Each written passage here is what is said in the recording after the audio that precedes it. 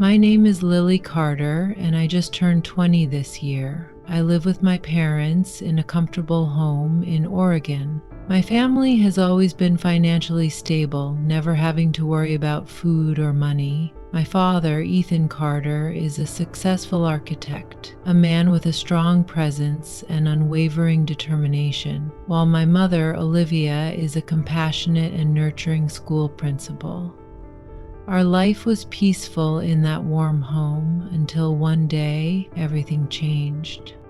That fateful day, the sky was overcast, thick clouds looming as if foreshadowing something ominous.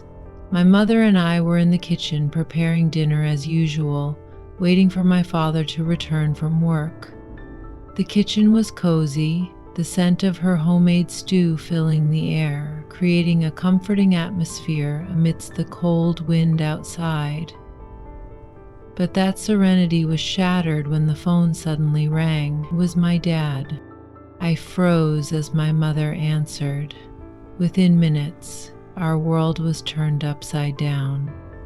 My father's voice trembled, starkly different from his usual confidence. He explained that his firm had gone bankrupt, that he had lost everything, and that we would have to sell our house to cover the debt. Those words struck like lightning, leaving my mother and me speechless. Everything we had built, including our beloved home, would no longer be ours. I turned to my mother and saw her trying to stay composed, but the worry in her eyes betrayed her. "You both must leave for the countryside as soon as possible," my father instructed, his voice laden with exhaustion. "Go live with your grandfather. At least there, you'll have a roof over your heads." His words stunned me. My grandfather's home was a place I had visited only a handful of times. Ever since my grandmother passed away, he had lived alone in an old house. My memories of him were from childhood, warm, playful moments where he treated me like his little treasure. But it had been years since I last saw him, and his face had become a blur in my mind. The next morning, we packed our bags and left behind the house that held so many memories. My father was nowhere to be found. He had disappeared after delivering the devastating news. It was just my mother and me in the small car, driving down an unfamiliar road. The scenery gradually shifted. Towering city buildings gave way to winding dirt roads and vast open fields. The quiet stillness of the countryside felt almost suffocating. When we finally arrived, an old house stood before us. The roof was weathered, the walls bore cracks, and time had left its mark on every surface. Surrounding it was a sprawling garden with overgrown fruit trees swaying in the wind. Stepping out of the car, I hesitated, feeling like a stranger in this new, isolated world. Suddenly, the front door creaked open, and my grandfather, Henry Carter, stepped out.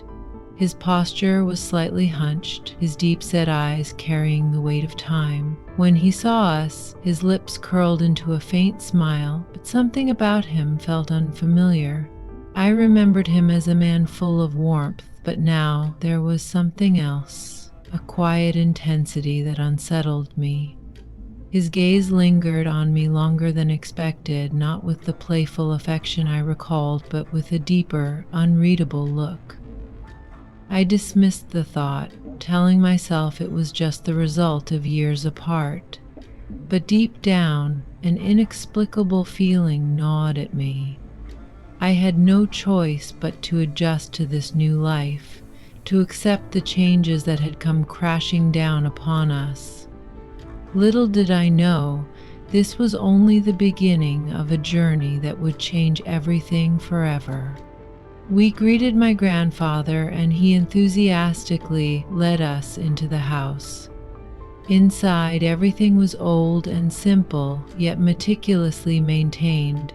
Though the furniture was modest, he had taken great care in preparing everything for us. The house was clean, and he had arranged a comfortable bed for my mother and me, a gesture that spoke volumes of his thoughtfulness. It wasn't as luxurious as our previous home, but it had a warmth of its own, different yet comforting in its own way. In the early days of living with my grandfather, everything felt peaceful. He was always attentive, sharing stories from his youth and helping my mother adjust to our new way of life. However, as time passed, I started noticing something unusual. His gaze lingered on me in ways I couldn't quite understand.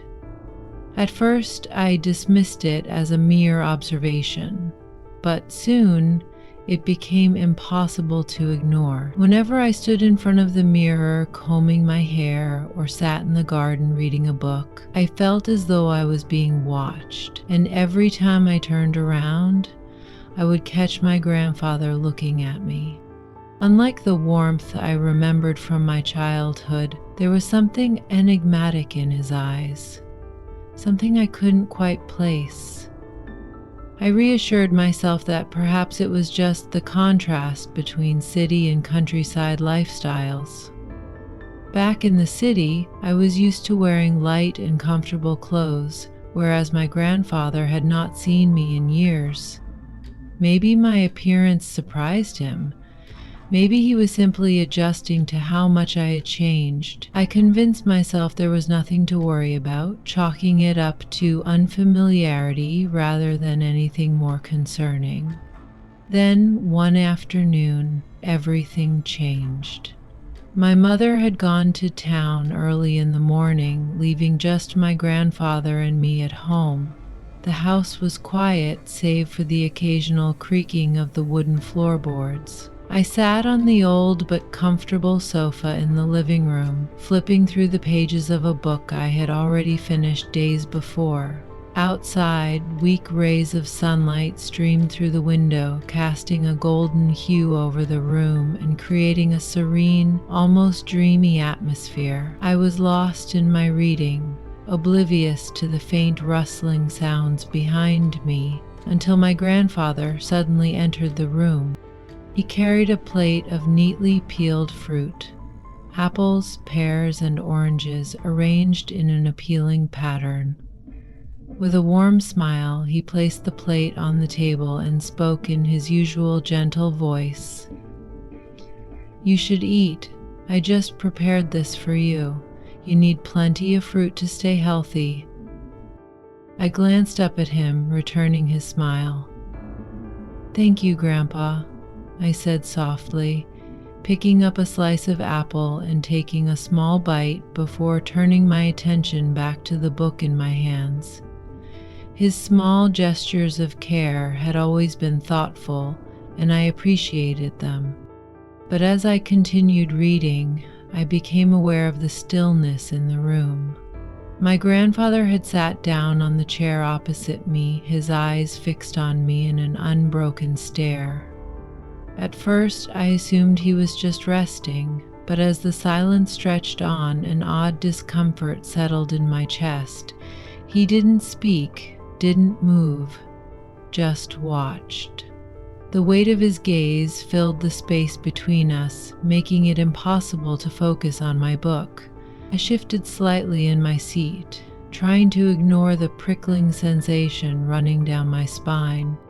Then, in a quiet voice, he finally spoke, breaking the silence. "You've grown so much," he said, his tone tinged with nostalgia. "It feels like just yesterday that I was holding you in my arms, and now you've become such a beautiful young woman." I lifted my gaze to meet his, forcing a small smile despite the unease creeping up my spine. "Yes, time flies so fast, Grandpa," I replied gently, hoping my voice sounded steadier than I felt. But his eyes didn't hold the same warmth I once knew. The look he gave me was different now, something indefinable, something that made my cheeks grow hot with discomfort. It wasn't just admiration or the fondness of a grandparent watching his grandchild grow.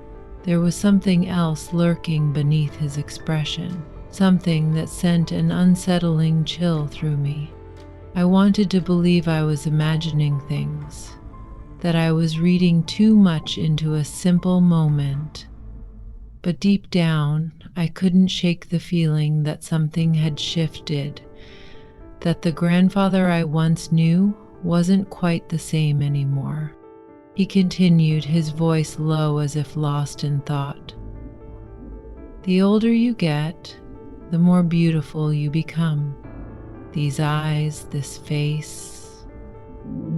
You resemble your mother when she was young, so beautiful. But you have your own unique charm. No one can compare. I forced a small smile, trying to mask the discomfort creeping into my chest. You flatter me too much. I'm just ordinary, I replied, my eyes glued to the book in my lap, pretending to be engrossed in its pages. But no matter how hard I tried to appear calm, his words unsettled me. I didn't know how to respond, unsure if I was simply overthinking or if there was something beneath the surface that I couldn't quite grasp. He didn't seem to notice my discomfort. Instead, he continued as if wanting to prolong the conversation. I used to carry you around the garden. Do you remember? You were such a little chatterbox, always telling me stories, asking questions about the world. And now, in just a few years, you've grown into a beautiful young woman, so graceful. I smiled lightly, my heart heavy with awkwardness. Yes, I remember. It was so much fun back then. You always spoiled me, I said, hoping the nostalgia would shift the conversation away from the way his gaze lingered on me now. He stared at me intently, his expression unreadable. You're not just beautiful, but also incredibly charming. The boys must be crazy about you. I only hope there's someone good enough to take care of you. A flush of embarrassment rose to my cheeks. I lowered my head, my fingers trembling as I turned the pages of the book, though I wasn't really reading anything. His words left me unsettled, unsure of how to react. I'm still young. It's too early to think about that, I replied softly, struggling to keep my composure. Grandpa smiled, studying me for a moment before standing up. Yes, you're right. I'll let you read. I think I'll go out to the garden for a while. With that, he walked out of the room, leaving me sitting there, relieved that the conversation had ended. I exhaled slowly, as if a heavy weight had been lifted from my shoulders. Only then did I dare to raise my head and glance around the room. Everything was quiet again, but something unexplainable lingered in my heart. The book in my hands now felt meaningless. My mind no longer focused on its words, but instead preoccupied with my grandfather's lingering gaze and unsettling compliment. Though his words had been gentle, there was something about them that made me uneasy. After that conversation, things changed. My grandfather's eyes no longer held the warm, affectionate gaze I had known in childhood. Instead, there was something else. Something that made me uncomfortable in a way I couldn't quite describe. I tried to dismiss it, reassuring myself that I was overthinking, but no matter how hard I tried, I couldn't shake the feeling. Every time he was near, anxiety crept into my heart. Then, one morning, my mother had to leave again. This time, she mentioned she had to assist my father with some important work in the city. That meant I would be alone with my grandfather for the entire day. The moment she said it, an unsettling feeling settled in my chest. I didn't want to admit it, but something about being alone with him made me uneasy. As soon as my mother left, the atmosphere in the house changed. A heavy silence filled the air, different from before. In the past, I would see my grandfather sitting in the living room or tending to the garden, occasionally glancing at me in passing. But today, his presence felt different. It wasn't just his gaze anymore. It was something more, subtle actions that I couldn't quite understand. At first, I tried to ignore it, immersing myself in household chores and pretending everything was normal. But as the hours passed, I became more aware of his movements.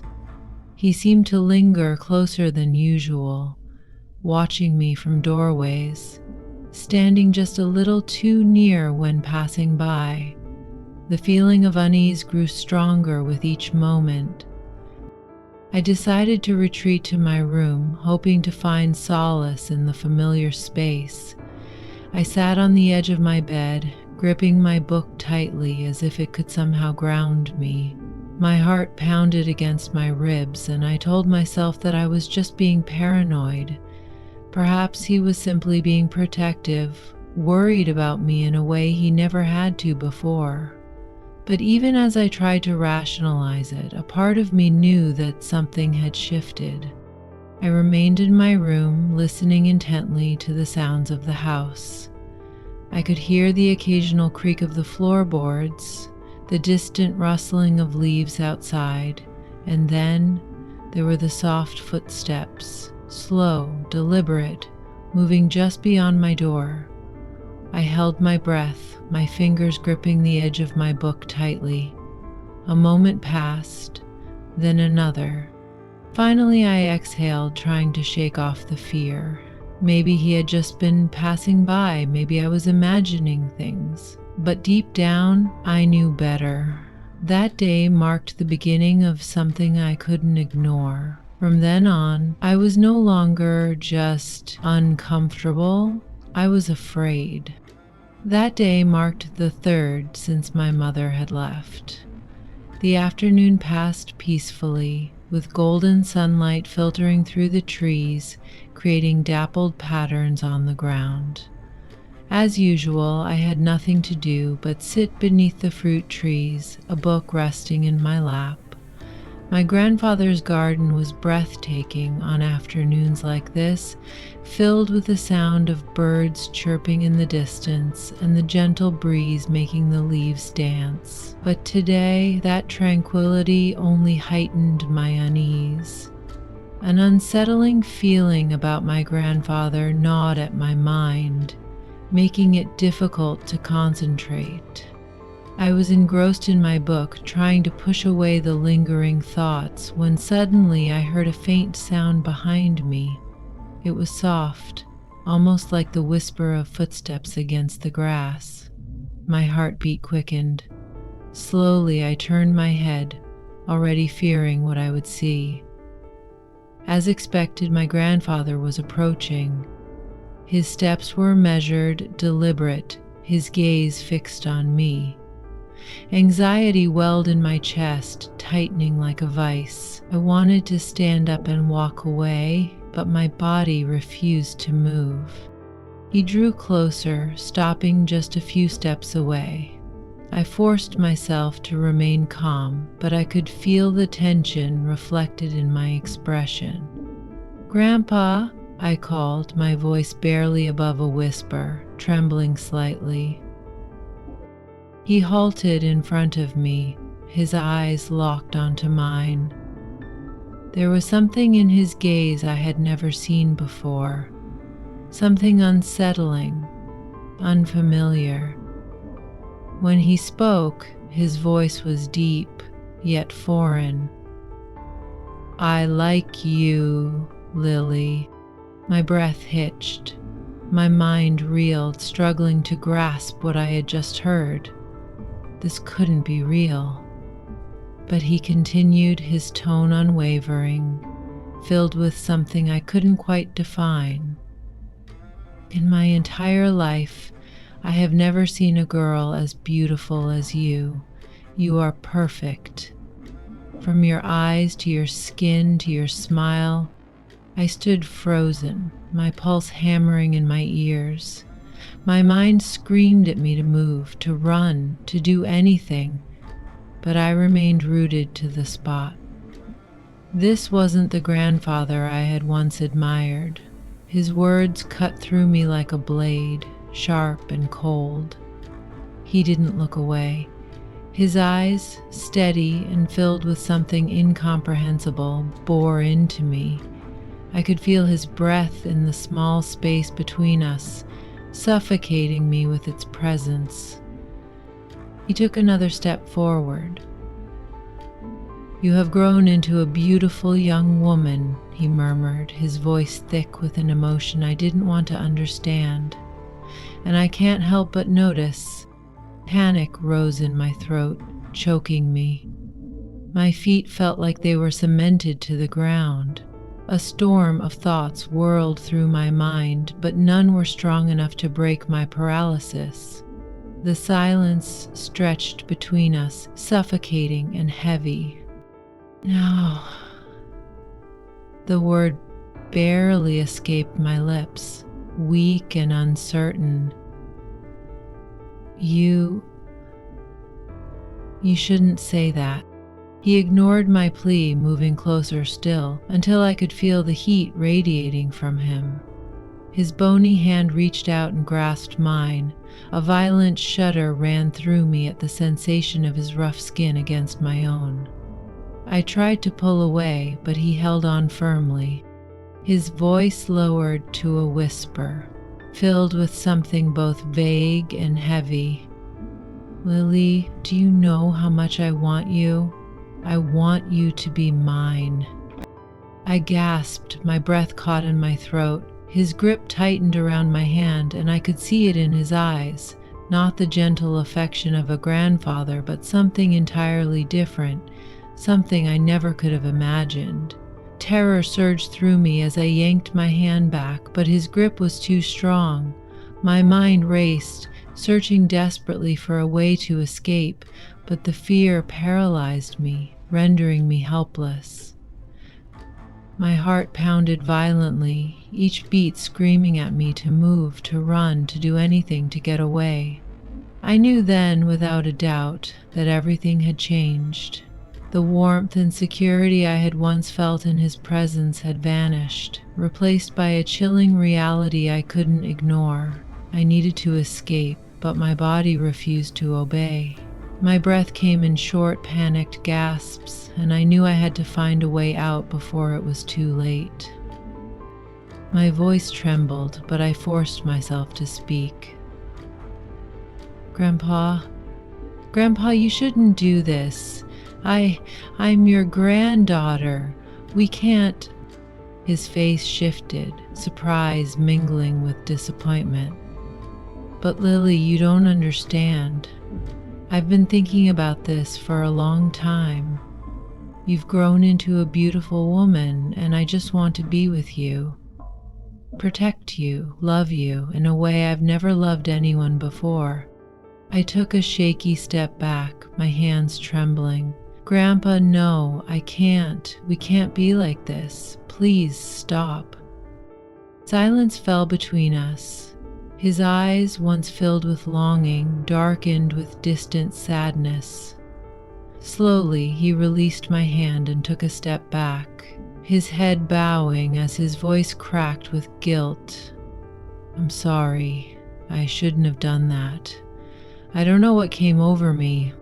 He looked at me one last time, regret evident in his gaze.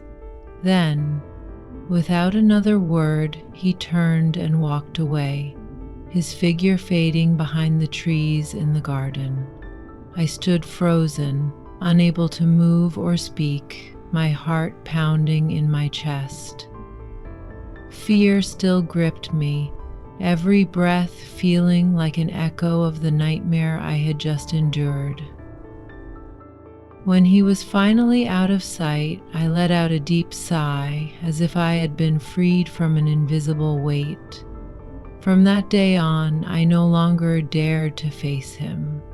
Every time he entered the room, I found ways to avoid him.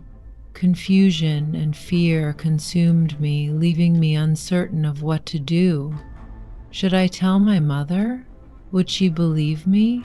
The distance between my grandfather and me grew wider, and with it, an unshakable worry settled in my heart. Thankfully, not long after, my parents returned. My mother stepped into the house, her gentle smile reassuring as she said, "Everything in the city has been taken care of. Your father's work has stabilized and we can return home." I looked at her, relief flooding my chest. It was as if a heavy burden had been lifted from me. I no longer had to be afraid, no longer had to walk on eggshells in my own home. My father arrived shortly after, his face beaming with joy. "Everything is back to normal," he announced. Together, we began preparing to leave my grandfather's house and return to the city. A mix of sadness and relief swirled inside me. While I had once cherished the time spent here, those days had now been overshadowed by an experience I wished I could forget. I knew that things between my grandfather and me had changed forever. As I climbed into the car, I glanced one last time toward the house. My eyes met my grandfather's from across the yard. His gaze was sorrowful, as if he wanted to say something but couldn't find the words. He didn't meet my eyes directly. Instead, he stood at a distance, quietly watching. And just as I had avoided him, I found I no longer had the courage to face him either. Mixed emotions twisted inside me. Fear, worry, but also a sliver of sympathy. No matter what he had done, he was still my grandfather. And despite everything, I could see the regret in his eyes. But I couldn't forget those tense moments, those words, those actions that had shattered the bond we once shared. It had all happened so suddenly, so unexpectedly, that I no longer knew if our relationship could ever be the same. The car's engine roared to life, breaking the garden's silence. I looked out the window again, my grandfather's solitary figure growing smaller and smaller. His silver hair swayed in the breeze, his loneliness evident in the way he stood there, unmoving. He had lived alone for so long, and now he was returning to that solitude once more. A sigh escaped my lips, heavy with guilt and sorrow. No matter what, he had once been someone I loved and respected. But now, there was a chasm between us that neither of us knew how to bridge. As the car rolled away, leaving the old house behind, I turned my head forward, trying to push away the turmoil in my heart. On the drive back, I remained silent. My mother sat beside me, smiling and asking about the past few days, but I only responded briefly before turning back to the window. The passing scenery blurred as my mind lingered on the image of my grandfather standing alone in the garden. His sad, distant eyes burned into my memory. After everything, I realized one vital lesson. Respect and boundaries are crucial in any relationship, even within families. Affection between loved ones is important, but personal boundaries must always be upheld. If something makes you uncomfortable, don't stay silent. Speak up. Silence only allows situations to fester, creating wounds that can last a lifetime. The most important thing I learned was to trust my instincts. If you ever feel unsafe, confide in someone you trust. No one should endure discomfort alone. Family relationships should be built on love, but also on mutual respect and understanding. As I watched the horizon stretch before us, I promised myself that I would never let anyone, family or not, cross those boundaries again. This experience had changed me forever. And though healing would take time, I knew I was finally heading toward a place where I could feel safe again.